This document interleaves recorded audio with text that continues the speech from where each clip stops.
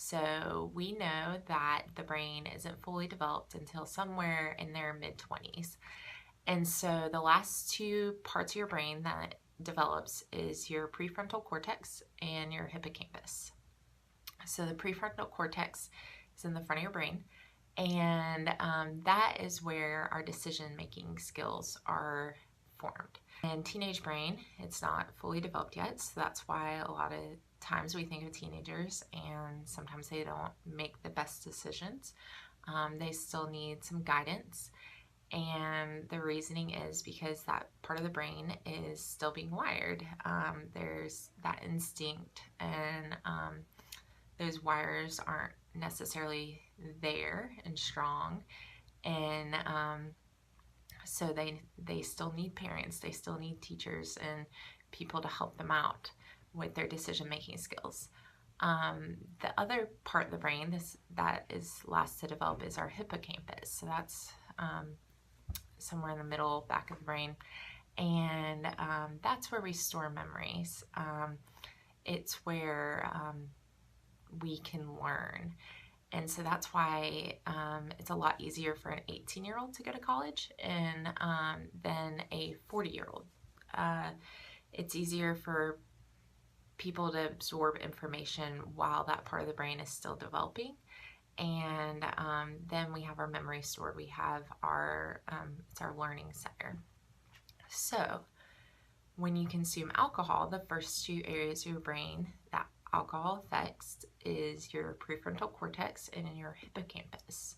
So that's why when people consume alcohol, a lot of times they're known to not make the best decisions.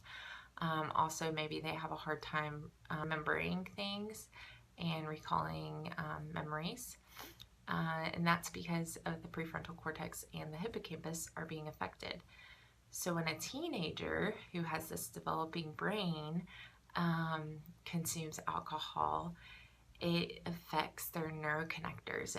It affects the way that their brain is developing. It affects their biology at a deeper level than an adult. And it also can damage the brain a lot easier because their brains are still fragile, very fragile when it's developing. So that is just the concrete reason and kind of the biology behind why teenagers shouldn't drink or use drugs. And it's the reason why we need to educate and we need to help with youth prevention for drugs and alcohol use.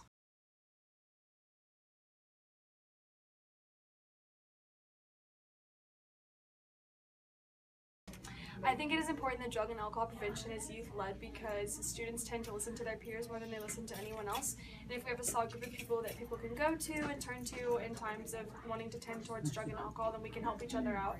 And while we respect adults, I do definitely think that everyone listens to each other more, and it's important for us to be able to be good leaders for each other and help each other make the right choices.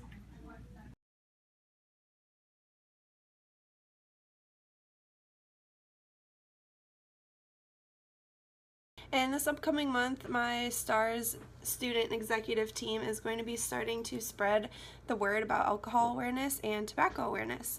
One of the things that we are going to do is do a bus route scan. So what is going to happen is we're going to have the students ride the bus to school, and they are going to take a report on the amount of ads that they see about alcohol or tobacco on their way to school in the morning. Then we're going to take those reports and make one giant report to reach out to our local community, newspapers, television, whoever we can, to kind of just help spread the word about how many ads our students are seeing just on their way to school. Another activity that we're going to be doing is called table tents. What we're going to be doing is putting informational cards up on the tables during their lunch hour that just has facts and information about the dangers of alcohol and tobacco use. So be on the lookout. We have a lot of exciting things coming up.